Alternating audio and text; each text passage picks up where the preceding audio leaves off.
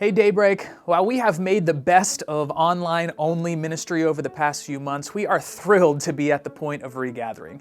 And as we've worked through the details of the regathering plan, we've tried to diligently listen to God and get advice from a myriad of sources.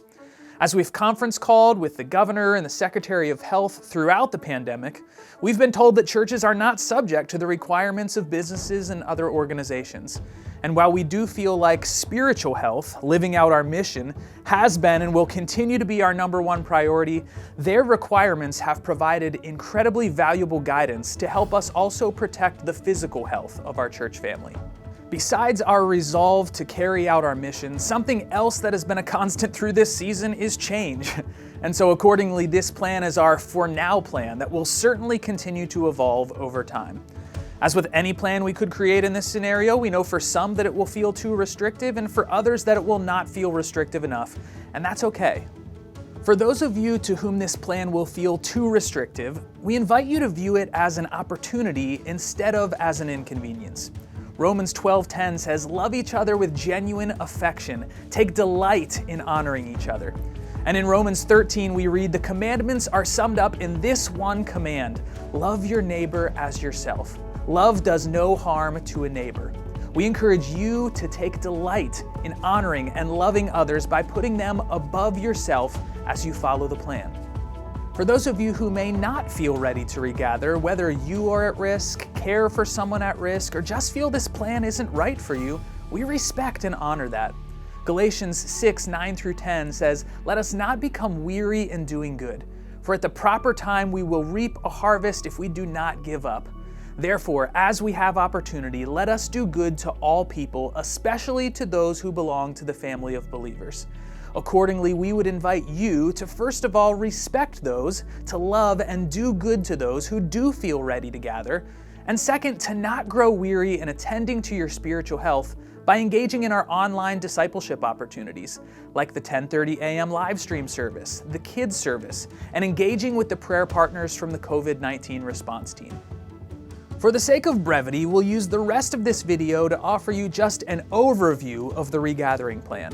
But we would ask that you also read the full plan sent through email on Friday, July 10th. Here we go. First, if you or your kids have any symptoms of sickness, COVID or not, in love, please stay home.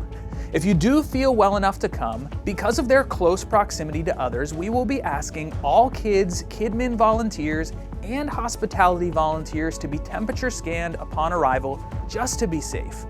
Anyone testing higher than 100.4 degrees will be encouraged just to take in the service from home.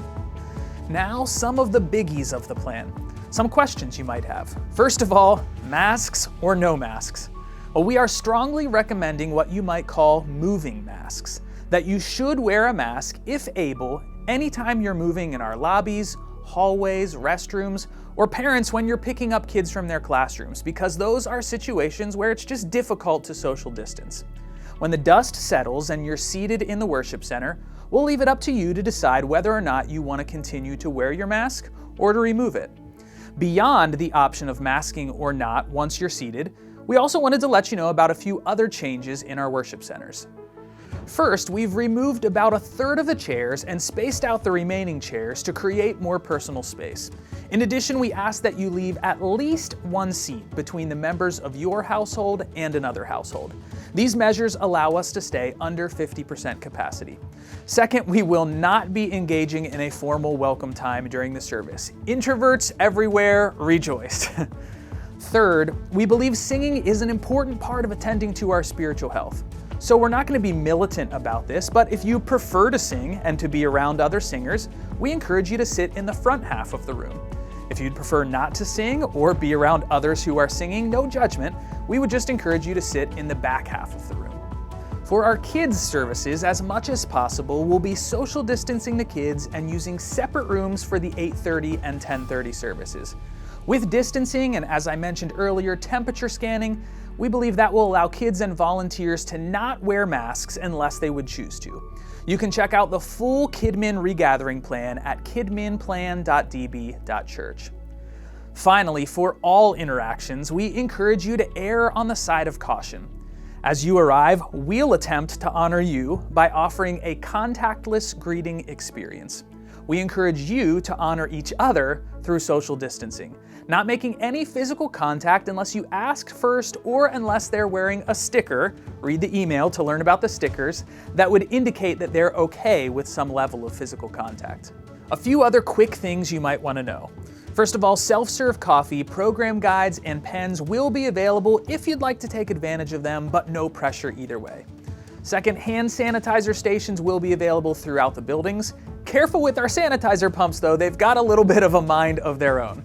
And then third, we're taking extra measures, both during the week and on Sunday mornings, to make sure that high-touch and high-volume areas are kept clean and disinfected.